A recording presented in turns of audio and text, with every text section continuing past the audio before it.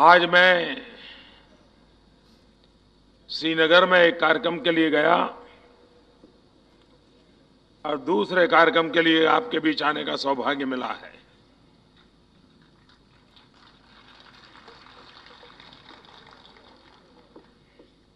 हम वर्षों से एक बात सुनते रहे हैं कि अगर विकास करना है तो तीन बातों पर प्राथमिकता देनी पड़ती है: बिजली, पानी और सड़क। ये तीन मूलभूत व्यवस्थाएं अगर विकसित हो तो समाज की अपनी ताकत होती है, को विकास की नई ऊंचाइयों को पार कर लेता है।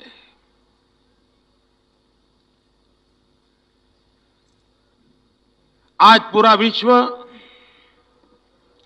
ग्लोबल वार्मिंग, क्लाइमेट चेंज, इससे बड़ी भारी चिंता में है।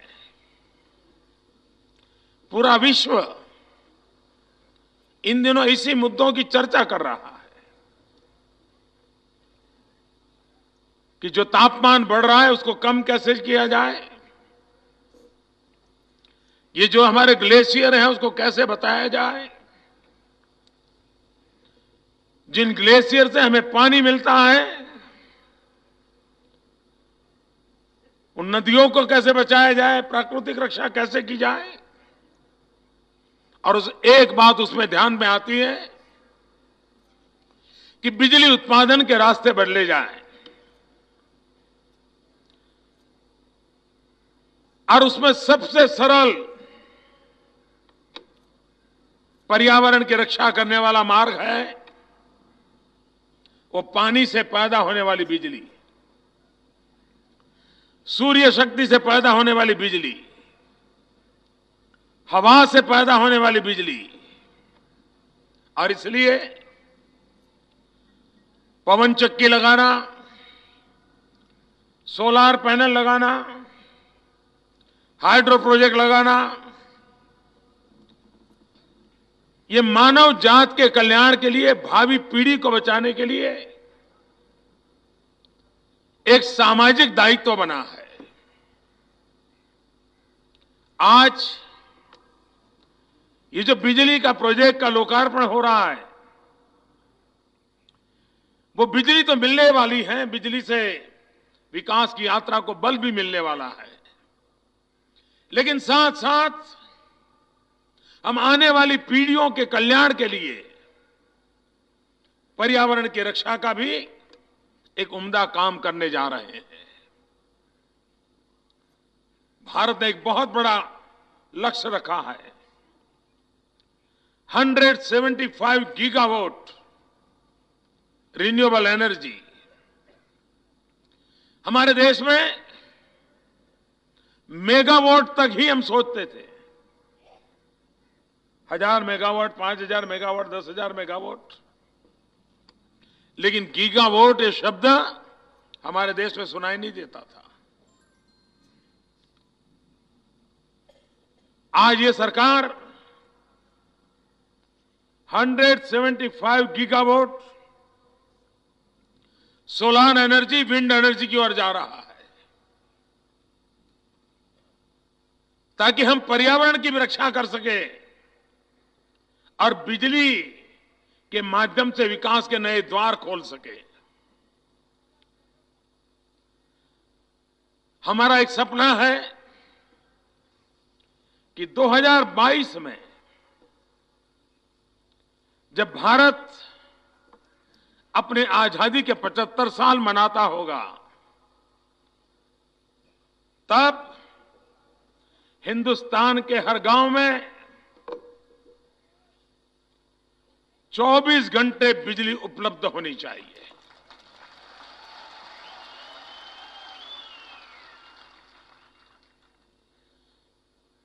इस काम को गति देने के लिए मैं रेगुलर मॉनिटरिंग खुद करता हूं।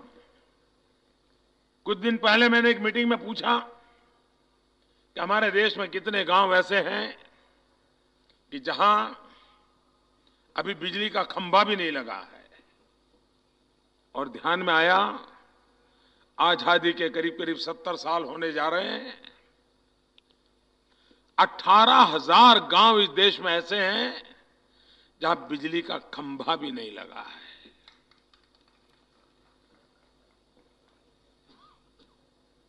अब इससे बड़ा दुर्भाग्य क्या हो सकता है। और इसलिए हमने बीड़ा उठाया है 1000 दिन में, जो काम 70 साल में नहीं हुआ, 1000 दिन में मुझे 18,000 गांव जहां बिजली पहुंचानी है।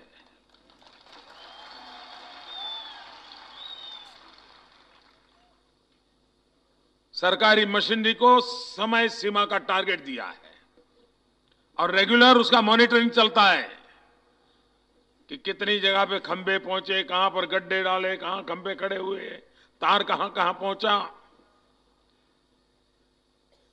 दूसरा सपना है 365 दिन 24 घंटे बिजली। आज बिजली के बिना जीवन संभव नहीं है। हमारा युग टेक्नोलॉजी ड्रिवन युग है।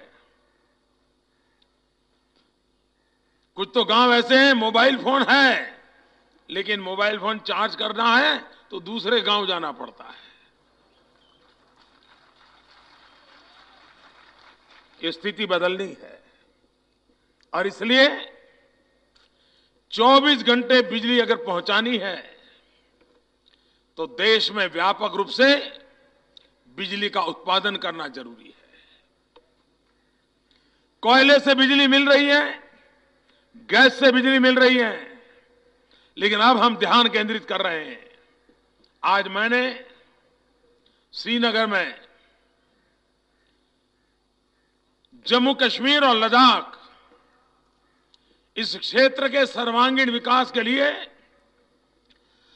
80,000 करोड़ रुपए का पैकेज घोषित किया है।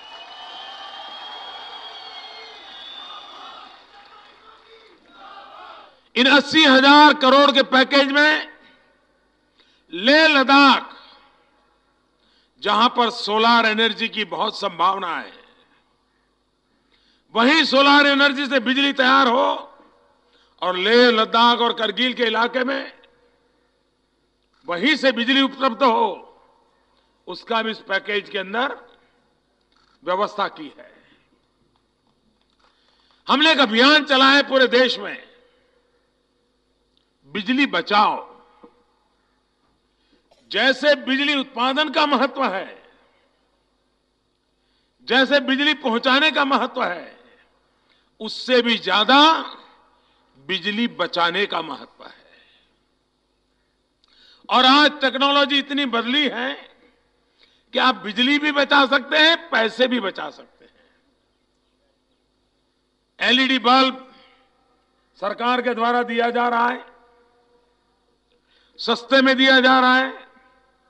नगर पालिकाओं से आग्रह किया जाता है कि आप स्ट्रीट लाइट में जो बिजली के बल्ब उपयोग करते हैं, एलईडी बल्ब उपयोग कीजिए, और उसके कारण बिजली का बिल भी कम आता है, बिजली की बचत होती है। अगर आपके परिवार में आज आप ट्यूबलाइट और पुराने वाले बल्ब उपयोग करते हैं, लेकिन अगर एलईडी बल्ब लगा दें तो एक परिवार को 50 रुपया, 100 रुपया, 200 रुपया बिजली का बिल कम हो जाएगा, आपका पैसा बच जाएगा। और बिजली बचेगी तो गरीब के घर में हम बिजली दे पाएंगे। तो बिजली का उत्पादन, बिजली पहुंचाने का प्रयास, रिन्यूएबल एनर्जी, स्वच्छ भारत मिशन पर हम काम कर रहे हैं। वेस्ट में से वेल्थ, शहर का जो कूड़ा कचरा है उसमें से बिजली कैसे पैदा करें ताकि सफाई भी हो और बिजली का उत्पादन भी हो, उस पर भी योजना चल रही है। और इसलिए विकास की नए क्षेत्रों में प्रवेश करने के लिए उद्योगों को लाने के लिए, टेक्नोलॉजी के लिए बिजली का महत्व अनिवार्य हो गया है। आज दूसरा एक प्रोजेक्ट हो रहा है रोड का। हम जानते हैं कि एक जमाना था जब लोग नदी के पास शहर बसाते थे, जिंदगी गुजारते थे। जहां से नदी गुजरती थी वहीं जीवन विकसित होता था। लेकिन बाद में कालखंड ऐसा आया कि जहां से हाईवे गुजरता है उसके अगल बगल में ही लोग बसना शुरू करते हैं, क्योंकि कनेक्टिविटी आज के युग में अनिवार्य हो गई है। और सिर्फ काला रंग बिछा दिया टार रोड का, ऐसा ही अब लोगों को वो नहीं चलता है। आजकल अगर हमें भी कोई मेमोरेंडम भेजता है तो ये नहीं कहता है कि साहब रोड बनाना है, वो कहता है साहब 4 लेन चाहिए, पेवर रोड चाहिए। हम कहते हैं तुम्हें गांव में जाना है भाई, नहीं नहीं साहब अब जमाना बदल गया है, पेवर रोड चाहिए। सामान्य मानवी की सोच और अपेक्षाएं बदलती जा रही है और इसलिए रोड आधुनिक होने, रोड का समयानुकूल नया आर्किटेक्चर हो, रोड के निर्माण में नई टेक्नोलॉजी हो, नया मटेरियल हो, इस पर हम बल दे रहे हैं। अभी नितिन जी बता रहे थे कि आपका समय बच जाएगा। अब हमारे यहां कहा जाता है टाइम इज मनी। अगर अब समय बचता है तो कितने पैसे बचते हैं। अगर जम्मू से मुझे श्रीनगर जाना है और अगर 10-12 घंटे के बजाय 2-4 घंटे में पहुंचता हूं तो मेरा पूरा दिन बच जाता है। और इसलिए अब जो रोड बनाने होते हैं इन बातों को ध्यान में रखकर बनाया। पहले से आज रोड बनाने के खर्च बढ़ गए हैं क्योंकि क्वालिटी में इंप्रूवमेंट आया है, मटेरियल में बदलाव आया है, टेक्नोलॉजी बदल गई है। जम्मू श्रीनगर के बीच का ये रोड देश में जो टूरिस्ट के नाते जो यहां आते हैं उनके लिए ये रोड, ये टनल देखना, ये भी एक टूरिज्म बनने वाला है। लोग कहेंगे हवाई जहाज से नहीं जाना है, ये 9 किलोमीटर की टनल देखे तो सही कैसी है। भारत की इतनी बड़ी लंबी टनल, जरा एक बार मुलाकात तो करें, वो टूरिज्म का केंद्र बन जाएगा, आप देखना। और इसलिए विकास को ऐसी ऊंचाइयों पर ले जाना, उस दिशा में हमारा प्रयास है। आने वाले दिनों में रेल हो, रोड हो, पानी हो, बिजली हो, ये आधुनिक रूप से लोगों को कैसे मिले, उस पर हम काम कर रहे हैं। आज जो 80,000 करोड़ का पैकेज दिया है, उस 80,000 करोड़ के पैकेज में पिछले वर्ष जो बाढ़ आई, जम्मू की तरफ कच्चे मकान थे, गांव के गांव ढह गए। मैं उस समय यहां आया था। श्रीनगर के अंदर पक्के मकान थे। हमने जो पैकेज दिया है उसमें जम्मू में बाढ़ के कारण जो नुकसान हुआ है, श्रीनगर में जिनको बाढ़ के कारण नुकसान हुआ है, उन सबको ताकत देने का प्रयास है। जिनके व्यापार को नुकसान हुआ है उनको खड़े करने की कोशिश है। कहीं अस्पताल, कहीं स्कूल, कहीं रोड, कहीं पुलिया, उसका जो नुकसान हुआ है उसे भी फिर से कार्यरत करने की दिशा में जो करना पड़े वो भी उसमें व्यवस्था है। लेकिन साथ साथ जम्मू कश्मीर को एक नई ताकत भी मिलनी चाहिए। और जम्मू कश्मीर को नई ताकत मिलेगी नौजवानों को रोजगार मिलने से।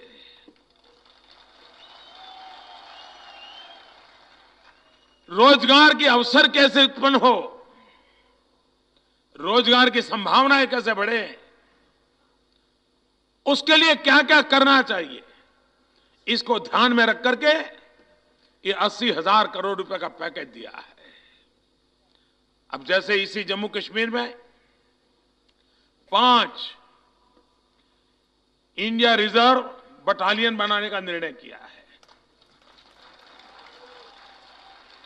ये 5 आईआर बनने का मतलब है कि इस राज्य के 4,000 नौजवानों का रोजगार, यानी 4,000 परिवारों में आर्थिक व्यवस्था। ऐसे तो अनेक विषय लिए हैं, स्किल डेवलपमेंट का, शिक्षा के लिए आईआईटी, आईआईएम, अस्पताल, एम्स, ये सारी व्यवस्थाएं विकसित होती है तो जब उसका निर्माण होता है तब तो लोगों को रोजगार मिलता है, लेकिन निर्माण होने के बाद भी विकास के लिए नए अवसर उत्पन्न होते हैं, रोजगार के नए अवसर उत्पन्न होते हैं। शायद हिंदुस्तान में जम्मू कश्मीर को जो मुसीबत झेलनी पड़ी है, वो मुसीबत और राज्यों को झेलनी नहीं पड़ी है। वो मुसीबत ये है 1947 से लाखों की तादाद में विस्थापितों का समूह इस भूभाग पर है।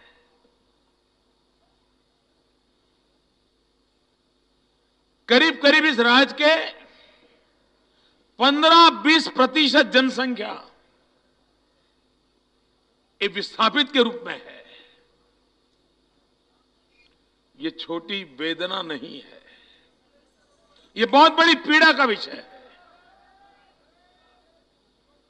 ये समय की मांग है कि 47 के विस्थापित हो या कश्मीर से निकाले गए पंडित हो, इन सब के पुनर्वसन के लिए, उनको एक सम्मानजनक जिंदगी जीने के लिए व्यवस्था करना आवश्यक है। इस 80,000 करोड़ के पैकेज में 47 से लेकर के अब तक जितने विस्थापित परिवार हैं, उनके पुनर्वसन का भी उसमें योगदान, प्रावधान है। कहने का तात्पर्य यह है कि जम्मू कश्मीर जिन जिन समस्याओं से जूझ रहा है, उन सभी समस्याओं को एड्रेस करने का इस 80,000 करोड़ के पैकेज में प्रयास है। साथ साथ जम्मू कश्मीर हिंदुस्तान के अन्य राज्यों की बराबरी में आर्थिक ताकत के साथ अपने पैरों पर कैसे खड़ा हो, जम्मू कश्मीर का नौजवान रोजगार का हकदार कैसे हो, विकास की नई क्षितिज जम्मू कश्मीर में कैसे नजर आए, टूरिज्म फिर से कैसे पनपे, इन सारे विषयों को ध्यान में रख करके ये 80,000 करोड़ का पैकेज जम्मू कश्मीर के इतिहास में ये सबसे बड़ा पैकेज है, सबसे बड़ा पैकेज है। और मैंने आज श्रीनगर में कहा है, आप जितना तेजी से खर्चा करोगे, आप जितना परफेक्ट प्रोग्रेस करोगे, जितना पाई पाई का हिसाब पहुंचाओगे, तो लिख लीजिए,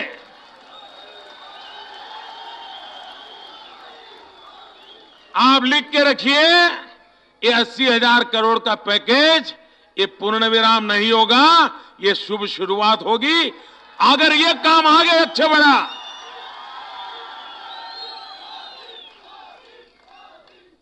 और इसलिए ये 80,000 करोड़ एक सैंपल है।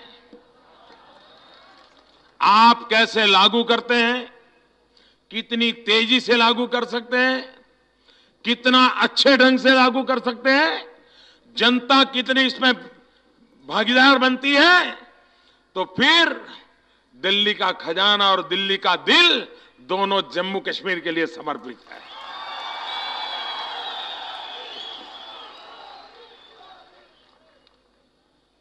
इन दिनों मैं खास करके नौजवानों से कहना चाहता हूं, भारत सरकार की जो योजनाएं हैं उसमें कुछ योजनाएं बड़ी अहम हैं जिसका आप फायदा उठाइए। एक प्रधानमंत्री मुद्रा योजना शुरू की है और ये मुद्रा योजना ऐसी है कि जो हमारे देश के सामान्य व्यापार करने वाले लोग हैं, छोटा मोटा कारोबार करने वाले कौम है, कोई अखबार बेचता होगा, कोई दूध बेचता होगा, कोई फूल बेचता होगा, फल बेचता होगा, कोई माता वैष्णो देवी का प्रसाद बेचता होगा, कोई छोटा सा ढाबा चलाता होगा, कोई चने मुरमुरे बेचता होगा, कोई कपड़े बेचता होगा, कोई गांव-गांव जाकर के बर्तन बेचता होगा, छोटे छोटे लोग। इन लोगों को 1000 रुपया भी चाहिए अपने माल लाने के लिए तो साहूकार के पास जाकर के बहुत ऊंचे ब्याज से पैसा लाना पड़ता है और वो कमाई करता है, उससे आधे से ज्यादा पैसा वो साहूकार के जेब में चला जाता है, ब्याज में चला जाता है। ये गरीब आदमी, सामान्य व्यापारी, छोटा व्यापारी, उसको कभी 5000 रुपया चाहिए, 10,000 रुपया चाहिए तो उसके हाथ कुछ लगता नहीं है और बैंक कभी इन लोगों की तरफ देखने को तैयार नहीं थी। बैंकों के सामने तो बड़े बड़े लोग आ जाए उसी में उनका इंटरेस्ट था। प्रधानमंत्री मुद्रा योजना के तहत ऐसे लोगों को बैंक का लोन देने का काम चल रहा है और इसकी विशेषता यह है कि आपको कोई गारंटी नहीं देनी पड़ेगी।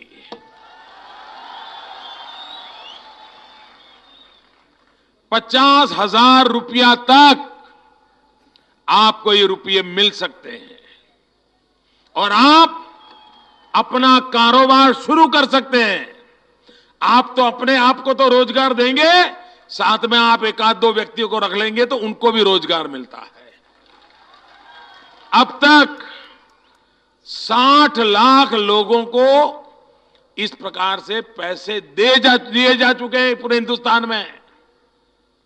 मैं जम्मू कश्मीर के नौजवानों को कहता हूं कि आप बैंकों का संपर्क कीजिए, प्रधानमंत्री मुद्रा योजना को समझिए, योजना लेकर के जाइए और आप भी अपने पैरों पर खड़े हो जाइए। ये बैंक आपके लिए खड़ी हुई है।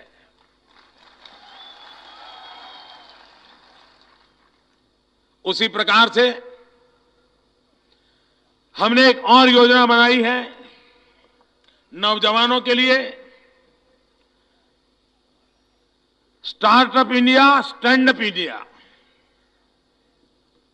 जिनके पास कोई न कोई टेक्नोलॉजी का स्वभाव है, नई नई चीजें करने का स्वभाव है, इनोवेशन करने का स्वभाव है, अगर वो इसमें कोई उत्पादन में जाना चाहता है तो सरकार उसको हर प्रकार से मदद करना चाहती है। नौजवान आए मैदान में, अपनी बुद्धि प्रतिभा का उपयोग करें, सरकार उनको धन देना चाहती है। और मैंने बैंकों को कहा है कि हर ब्रांच एक दलित या ट्राइबल और एक महिला, कम से कम 2 लोगों को स्टार्टअप के लिए लोन दें। वो मुद्रा योजना से लगे तो ये तो ज्यादा लगेगा, 10 लाख 20 लाख रुपया लगेगा। उसकी मैंने योजना बनाई है। मैं नौजवानों को आग्रह करता हूं कि सरकार की इस योजना का फायदा उठाइए, आप अपने पैरों पर खड़े हो जाइए, विकास की नई ऊंचाइयां अपनी जिंदगी में पार कीजिए। आज दिल्ली में ऐसी सरकार है जो सिर्फ आपके लिए जीती है, आपके लिए कुछ करना चाहती है। आप आगे आइए,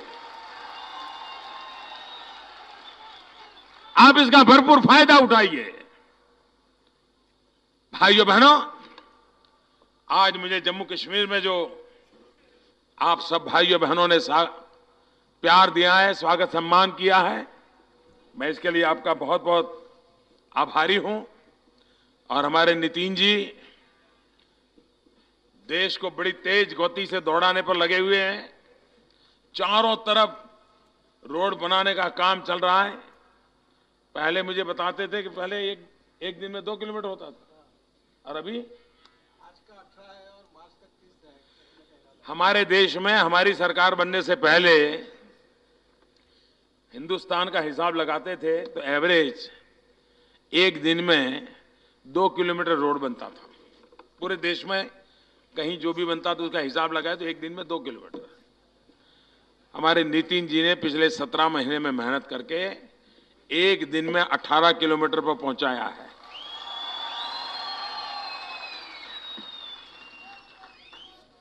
काम कैसे होता है, कुछ लोगों को तो यही समझ नहीं है कि इसको काम कहा जाए या नहीं कहा जाए। उनको तो समझ ही नहीं आता है। अब मुझे बताइए, 15 अगस्त से 26 जनवरी के बीच में 10 करोड़ बैंक के खाते खुल जाए। जिस गरीब को कभी बैंक के दरवाजे पर जाने का सौभाग्य नहीं मिला था, इसको काम कहा जाए कि नहीं कहा जाए। हिंदुस्तान में एक साल के भीतर भीतर सभी गर्ल चाइल्ड स्कूलों में टॉयलेट बनाने का काम पूरा हो जाए। 4 लाख से ज्यादा स्कूलों में टॉयलेट बन जाए। इसको काम कहा जाए कि नहीं कहा जाए। लेकिन जो आपको समझ आता है ना, उनको नहीं आता है।